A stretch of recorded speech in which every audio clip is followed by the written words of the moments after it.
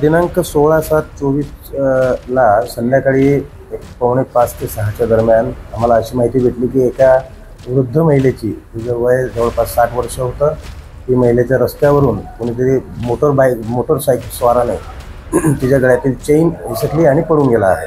त्या माहितीवरून आमची डेली स्टाफ त्यांचे CCTV फुटेज चेक केले. CCTV फुटेजच्या आधारे तो जुनी कामठी नवी कामठी या एरियात फिरताना आम्हाला लोकेशनद्वारे मिळून आला. त्याच्या मागे आम्ही त्या रूटवरील सर्व CCTV फुटेज चेक केले. लोकल इंटेलिजन्स तांत्रिक मदतीच्या साहाय्याने आम्ही त्याला 2 दिवसानंतर ताब्यात घेण्यात आलं. ताब्यात घेतल्यानंतर त्याच्याकडून 26 ग्रॅम सोन्याची मणीची जवळपास 50,000 रुपये किमतीची एक सोन्याची पोत त्या महिलेची होती, ती आपण ताब्यात घेतलेली आहे.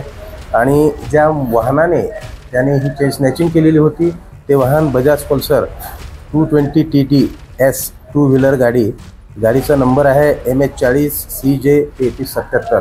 ती आपल्या ताब्यात आहे. असा जवळपास 1,20,000चा माल आपण ताब्यात घेतलेला आहे.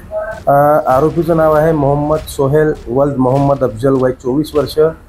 हा कोळसाटाल नवाब बंडीवाला जुनी कामठी या ठिकाणचा राहणार आहे.